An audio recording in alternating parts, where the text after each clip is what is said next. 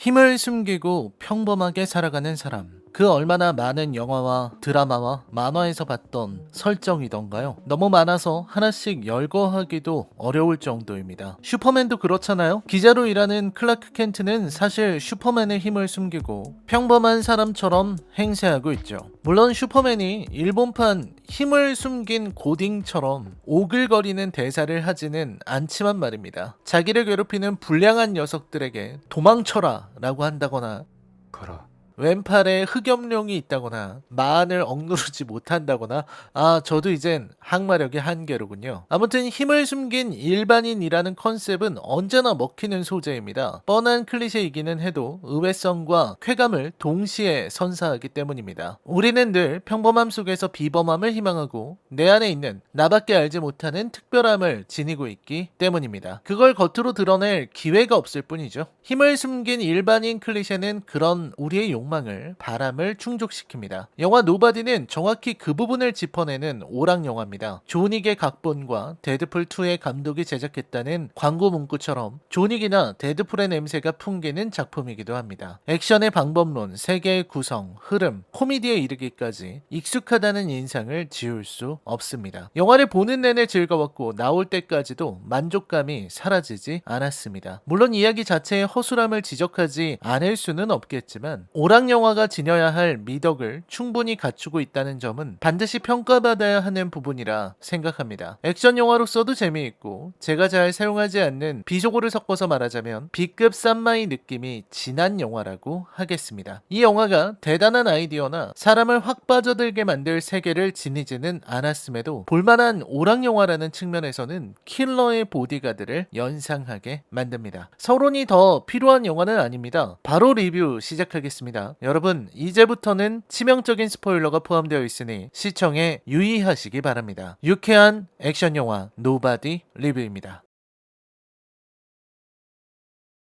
영화는 주인공 허치 맨셀이 취조를 받는 장면으로 시작합니다. 온갖 상처를 입은 허치가 고양이를 품에서 꺼내 참치 통조림을 먹이는 모습, 그리고 그를 취조하는 아마 FBI 정도로 보이는 이들이 당신 누구냐고 묻는 장면과 노바디의 타이틀이 뜨면서 영화가 시작됩니다. 영화 초반은 빠른 편집으로 이어지는 몽타주 장면의 연속입니다. 주인공 허치 맨셀의 삶이 고스란히 드러나죠. 그의 일상은 끊임없이 반복되는 무자극의 쳇바퀴를 보는 것 같습니다. 매일 아침 일어나서 밥을 하고 교통카드를 찍고 출근해서 일을 하고 매주 수요일마다 쓰레기차를 놓치고 아내에게 한 소리를 듣는 일상의 반복입니다. 금요일에는 늘 턱걸이 운동을 하는데 눈앞에 아내의 얼굴이 그려진 광고가 붙어 있습니다. 아내가 유명한 변호사이거나 아니면 사업가나 정치인인 것 같군요. 이 반복되는 일상을 영화는 계속해서 보여주는데 조금씩 장면 전환이 빨라집니다. 가속이 심해질수록 마치 영화가 짜증을 내는 것처럼 느껴져서 그 장면을 보기만 해도 웃음이 나옵니다. 허치가 이 생활을 얼마나 지루해하고 있는지 아주 효과적으로 전달하고 있거든요. 그러다가 문제가 터집니다. 어느 날 밤 자고 있던 허치는 깨어납니다. 이 장면도 깨알 같은 게 허치는 어느 순간부터인지는 모르겠지만 아내와 담을 쌓아놓고 삽니다. 같은 침대에서 자는데 침대 가운데에 베개로 성벽 같은 걸 쌓아놓고 잠들어요. 건드리지 말라는 아내의 선언 같은 거죠. 아무튼 허치는 잠에서 깹니다. 저는 처음에는 이 장면이 우연인 줄 알았어요. 왜냐면 1층에서 지금 복면 강도가 침입한 상황이거든요. 영화를 끝까지 보고 나서 생각해보니 허치는 본능적으로 위험을 직감하고 또 발달한 청각으로 소리를 들은 모양입니다. 그리고 적들의 모습을 확인한 후에 골프채를 들죠. 적의 모습을 확인한 허치는 미묘한 표정을 합니다. 남자와 여자, 2인조 복면 강도. 여자는 권총을 들고 있었죠. 거기에서 허치는 그들과 격투를 벌이기보다는 돈이 있는 곳을 알려주며 고분고분하게 반응합니다. 저는 어른스러운 대응이라 생각했어요. 다치거나 목숨을 잃는 것보다는 돈을 주는 것이 훨씬 좋죠. 어차피 집에 현금도 얼마 없을 테고. 문제는 그 다음에 터집니다. 아마 고등학생 정도로 보이는 허치의 아들이 남자에게 몸을 던진 겁니다. 그리고 그의 목을 길로틴 초크 자세로 잡고 제압하려 격투를 벌이기 시작한 거죠. 이때 여자는 권총을 겨누고 허치는 골프채를 휘두르려다가 멈추고 아들에게 그만하고 일어나라고 말합니다. 싸우기를 포기한 거죠. 이 상황에서 저는 허치의 판단이 옳다고 생각했습니다. 왜냐면 이 강도들은 그다지 공격적이거나 잔인한 이들이 아닙니다. 만약 쏠 마음이 있었으면 벌써 쐈을 겁니다. 허치는 여자를 때리고 싸움을 벌여 이들을 제압하다 혹시 모를 만약의 사태가 일어나는 걸 방지하기 위해 아들의 흥분을 말리는 쪽을 택했습니다. 결국 사건은 잘 마무리되었습니다만 허치에게 돌아온 것은 겁쟁이라는 비웃음입니다. 아들은 실망을 넘어 아버지를 향한 적개심을 품을 정도고 신고를 받고 출동한 경찰 역시 허치를 대놓고 무시하는 수준이었습니다. 근데 제가 지나치게 이성적인 태도를 보이는 건지는 모르겠지만 허치의 선택이 이렇게 무시당하고 비웃음당할 일인가요? 그 상황에서도 침착하게 상황을 파악하고 흥분을 가라앉히며 피해를 최소화하는 냉정한 판단을 내렸다는 점에서 칭찬받아야 하는 게 아닌가 하는 생각을 했습니다. 당장 그놈들을 쓰러뜨리기보다는 아들의 안전을 생각한 거잖아요. 아무튼 아들에게는 실망을 받았지만 아직 어린 귀염둥이 딸은 여전히 아빠 바라기입니다. 허치는 자존심이 많이 상했지만 그래도 넘어가려고 했어요. 어딘가에서 오는 전화, 아니 무전인가요? 무전 속의 남자는 잘 참았다고 정체를 드러내지 말라며 충고를 합니다. 그리고 허치는 그렇게 일상을 계속 이어가려고 하는데 They stole my kitty cat bracelet. 딸이 야옹이 팔찌를 잃어버린 겁니다. 울상을 지어 보이는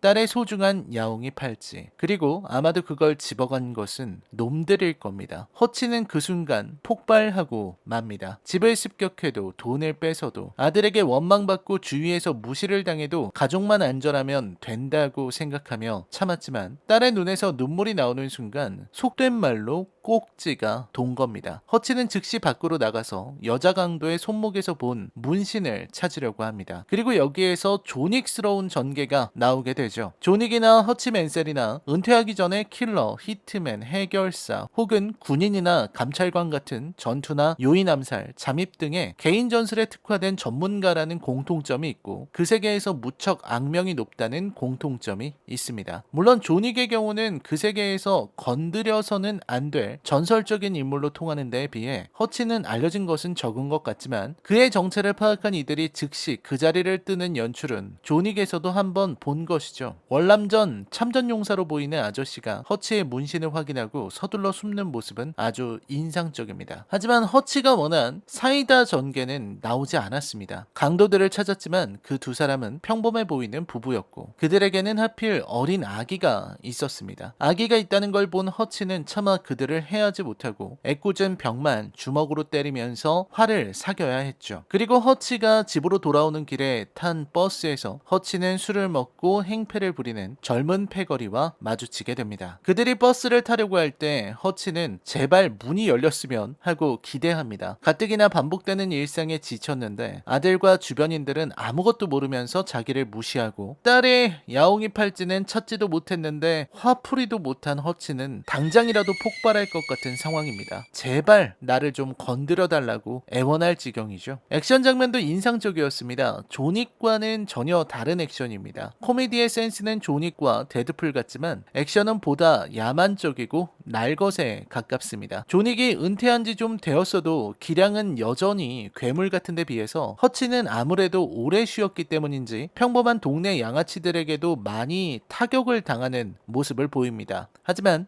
피투성이가 된 채로 옆구리에 칼이 찔리는 부상을 당하면서도 놈들을 박살내죠. 그리고 그게 문제의 원인이 되어 러시아계 마피아들의 보스인 율리안, 옵시아크라는 이들의 자금을 관리하는 조직의 보스가 등장합니다. 율리안은 의심하는 의뢰인들을 안심시키기 위해 전혀 모르는 사람을 즉석에서 살해할 정도로 미쳐버린 인물입니다. 그리고 허치가 패버린 버스의 청년들 중 하나가 바로 율리안의 막내 동생이었던 것입니다. 그렇게 잔혹한 러시아 마피아 율리안과 허치의 대결로 영화는 흘러갑니다. 이제부터는 사실 스토리라고 할 게 없습니다. 복수를 하기 위해 병력을 보낸 율리안과 그런 율리안에게 보복하기 위해 옵시아크를 털어버리는 허치, 그리고 그들의 마지막 대결로 이어지거든요. 이제부터는 난무하는 액션의 향연을 즐겁게 바라보기만 하면 되는 겁니다. 흥미로운 설정들, 조닉 같은 영화에서 나오는 은근하게 암시되는 설정들이 재미있습니다. 때로 어떤 설정은 설명하지 않음으로써 더 깊어 보이기도 합니다. 조닉과 조닉2에서 잘 표현된 것이 그런 설명하지 않는 연출이었습니다. 반면에 조닉3 파라블룸은 설명이 많아지면서 재미도 줄어들었죠. 게임으로 치자면 프롬 소프트웨어의 스토리텔링이 이와 같은 형태입니다. 다크 소울 시리즈의 세계관은 존재하지만 설명하지 않는 깊이의 좋은 예시가 될 수 있죠. 마찬가지로 허치가 군에서 정확히 뭘 했는지 영화는 설명하지 않습니다. 암시하고 있을 뿐이고 두루뭉술하게 말하죠. 이발사라는 독특한 인물이 등장해서 정보를 주기도 하지만 그가 어떤 인물인지는 설명되지 않습니다. 허치의 뒤를 캐기 위해 펜타곤을 해킹, 아니 펜타곤의 직원을 협박한 율리안의 부하 여직원이 허치에 대해서 알자마자 조직을 떠나는 모습도 조닉의 향기를 느끼게 만들죠. 영화는 사실 말도 안 됩니다. 아무리 화가 난다고 해도 버스에서 그 난리를 치는 허치의 모습이며 이왕 달리기 시작했기 때문에 더는 멈출 수 없는 가속도 게임 같은 영화의 진행은 빠져들기에는 좋지만 그 동기가 제대로 설명되지 못하고 또 현실을 아예 무시하고 있다는 게 아쉽습니다. 영화는 현실 따위는 동작하지 않는다는 듯 움직입니다. 경찰은 그냥 일 다 끝나면 청소하러 오는 청소업체인 셈이고요. 몇몇 장면들은 뛰어난 아이디어가 돋보이지만 후반부 액션 장면은 그야말로 축제일 뿐이지 전술적인 연출이나 움직임은 부족했습니다. 허치의 아버지가 보여주는 시원한 샷건 액션이나 동료가 보여주는 저격총 액션은 보기에 재미있을 뿐입니다. 저는 이 장면들이 마치 나홀로 집에의 살인 버전 혹은 좀비랜드의 인간 참살 버전으로 보였습니다. 그러니까 데드풀 느낌인 거죠. 생각해보면 굳이 이렇게까지 할 이유는 아무것도 없었습니다. 허치도 율리안도 중간에 멈출 수 있는 기회가 충분히 있었어요.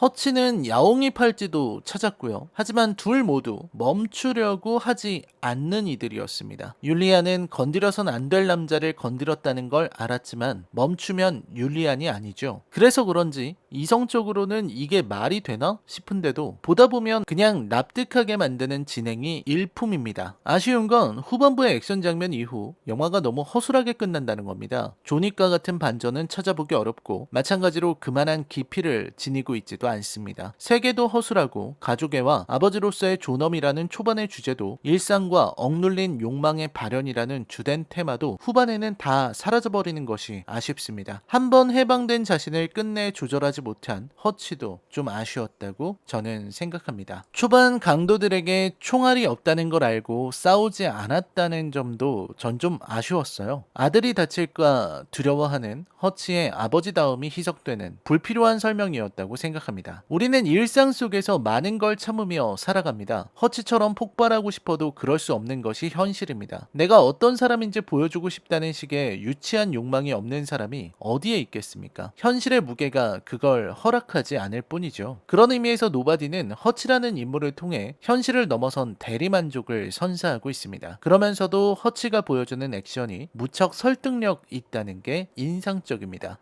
마지막 공장 전투는 제외하고요. 노바디에 대한 제 평점은 10점 만점에 5점입니다. 수작에 도달하기에는 아쉬움이 있지만 가볍고 유쾌한 액션을 원하시는 분들에게는 충분히 추천할 수 있는 수준의 영화입니다. 재미만큼은 분명하고 즐기기에 충분하다는 의미에서는 점수를 좀 더 줘도 되지 않나 싶은 생각이 들 정도였습니다. 데드풀과 같은 코미디가 취향에 맞으시는 분들에게는 더욱 추천합니다. 웃음 코드만 맞으면 깔깔 웃으면서 볼 수 있는 영화입니다. 무엇보다도 저는 이 영화 특유의 센스가 좋았습니다. 잔혹한 액션들 뒤로 흘러나오는 음악들, 특히 루이 암스트롱의 What a Wonderful World가 나올 때는 저도 빵 터졌습니다. 범접할 수 없는 유쾌함이 엔딩까지 흐르는 영화인 거죠. 이런 걸 생각하면 6점이 적당한 것 같기도 하네요. 라이넬 컬처 실크 영화 리뷰는 계속됩니다. 저는 다음 리뷰로 찾아뵙겠습니다. 요즘 신작이 잘 나와서 다행입니다. 신작 리뷰 놓치지 않고 보여드리겠습니다. 시청해주셔서 감사합니다.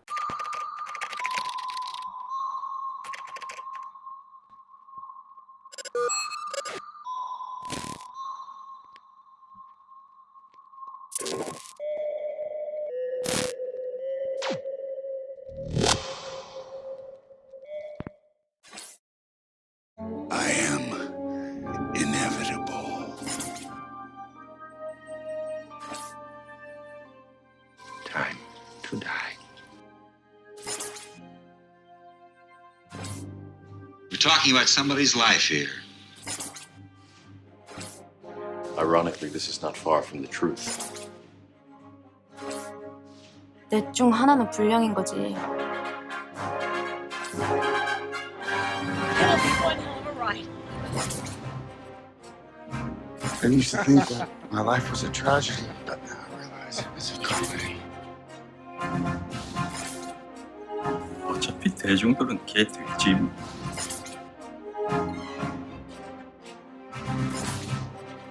You complete me. 이게 무슨 벽처럼 생각하게 됐는데 사실은 이런 말이지. I just wanted you to know I'll be a piece of you always.